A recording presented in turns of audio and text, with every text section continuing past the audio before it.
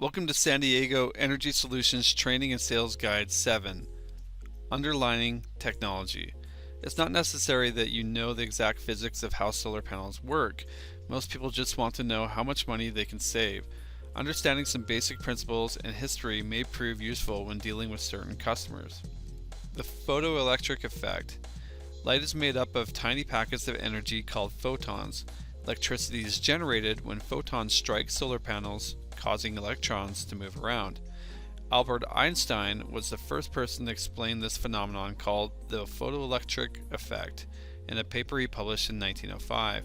Interestingly, Einstein received the Nobel Prize in 1921 for this particular paper, surprisingly not his work on the theory of relativity.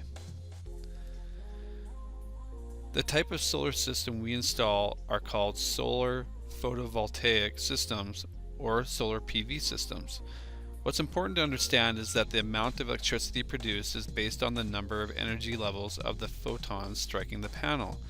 Heat has nothing to do with the amount of electricity that is produced. In fact, the wires and the other electronic equipment that make up the solar array perform best when it is cold.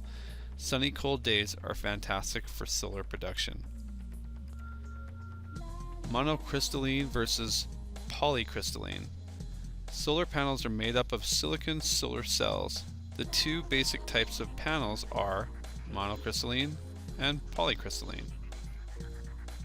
Whether a panel is monocrystalline or polycrystalline is determined by how the silicon is processed. Monocrystalline panels are slightly more efficient than polycrystalline panels. Truly, the only difference between the two is that monocrystalline panels are black and polycrystalline panels are blue. The technology. The technology used to make solar panels has been around since the 1970s. Panel prices have dropped significantly since that time. The drop in prices come from incremental improvements in manufacturing and processing over time, not from some big breakthrough in technology. If you hear someone say, "I don't want to install solar yet, I'm going to wait for the technology to get better," it's important to help him or her understand that if they're waiting for some vast innovation, they may be waiting forever. Furthermore, waiting could cause them to miss out on savings today since the panels themselves only make up a fraction of the total cost of the system. Solar thermal systems. Solar thermal systems are based on using the heat from sunlight to warm water that is flowing through pipes. The largely known negative stereotypes regarding solar were originated from solar thermal systems. Solar panel wattage calculations. Let's say we use a panel rated at 250 watts. When the sun is shining on it, it will produce 250 watt-hours or 0.25 kilowatt-hours per hour.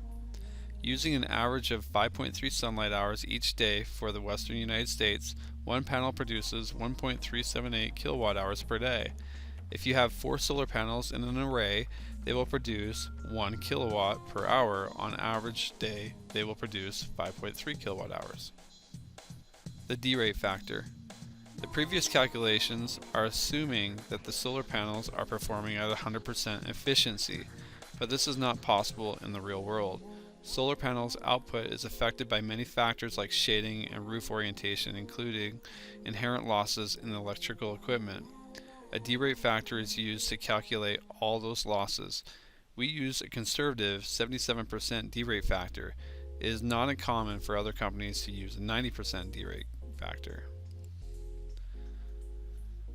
To calculate the system output after accounting for the D-rate factor, simply multiply the panel output at 100% by the D-rate factor. For example, using the 77% D-rate factor, a 250 watt panel will actually produce 4.08 kilowatts in a day. Here's the calculation. Data sheet and warranty.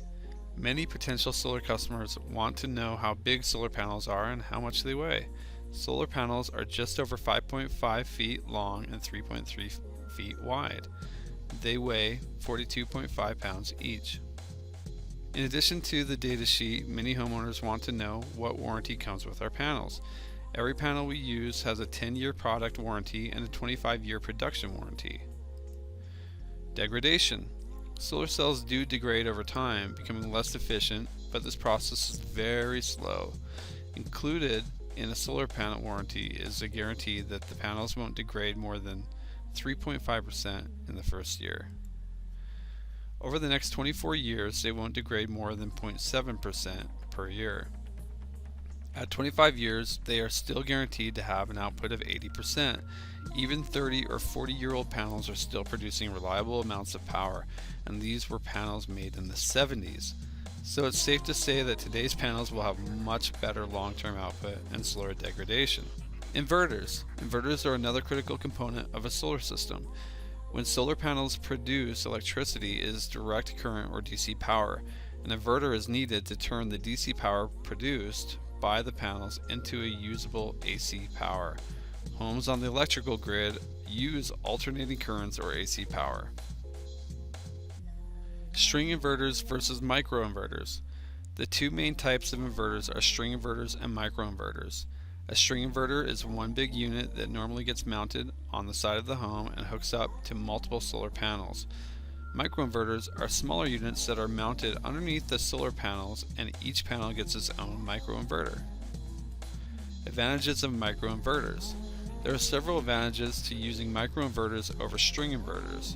Microinverters are more efficient than string inverters, so you will get more energy production. Microinverters have a 25-year warranty, and most string inverters only have a 10 to 15-year warranty. Microinverters reduce power loss due to shading. With microinverters, each panel will always be producing at the highest possible output. If one panel is partially shaded, it won't lower the output of the other panels. With a string inverter, each panel is only as efficient as the least efficient panel in the array. This means that even in the direct sunlight, if one panel happens to be in a shady spot, it is only functioning at 50% efficiency. Every panel in the array will only be functioning at a 50% efficiency. Think of a Christmas tree where one light goes out and they all go out. Some solar companies often don't disclose in their savings projections that homeowners who use string inverters should plan on spending several $1,000s to replace their inverter in the near future. Racking. The racking system is the final major component in a solar array. Aluminum rails are secured to the homeowner's roof, and then the solar panels and inverters are attached to those rails. The rails sit a couple inches off the roof. The inverters are placed underneath the solar panels, which won't be visible. The rails are attached to mounts and are bolted into the trusses system of the roof. Each puncture site is flash mounted to prevent water from seeping in, and all other installations are warranted against any leaks. Monitoring. Depending on what model of inverter is used, the customer can also get live lifetime monitoring of their solar system. If the customer does not have a high-speed internet connection, they will not be able to obtain live monitoring. However, the customer might be able to sign up to get automatic monthly output reports. Electrical panels. Solar panels are wired directly into a homeowner's electrical system. Because of this, some homeowners may be required to get a new electrical panel when they have their solar system installed. Approximately 20% of our customers will need a new electrical panel. This potential upgrade is included in the cost of the system.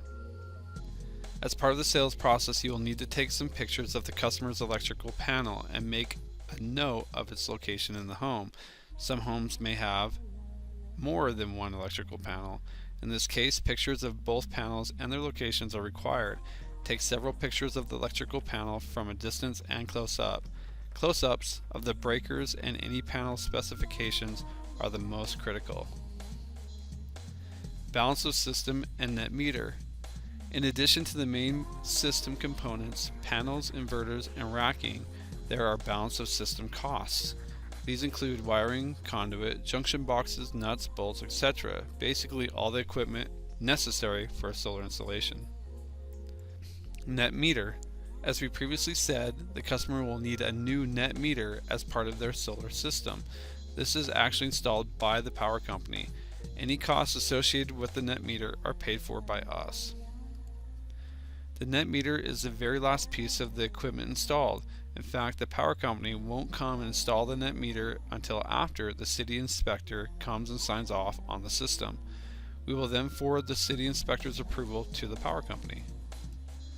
Some power companies are quick to respond and will swap out the new meter that next day. Unfortunately, we have seen some take up to 3 weeks after the solar system is installed to come install the new meter. It's important to set the right expectations with the customer and let them know that meter swaps is at the discretion of the power company, though we will do everything in our power to speed up the process. Important: during the time the solar panels are installed and the net meter is installed, the customer's solar panels will be turned off. If the panels are turned on before the net meter is installed, and the customer will actually be charged for any power the panels generate in addition to the electricity they are already using. This is because the old meter can distinguish between what is being used and what is being produced. Once the power companies install the new meter, all the homeowner has to do is turn on their electrical panel and their solar array will resume producing energy. This is something our installers will cover with the homeowner, but it is important for you to be aware of it as well. This concludes this tutorial.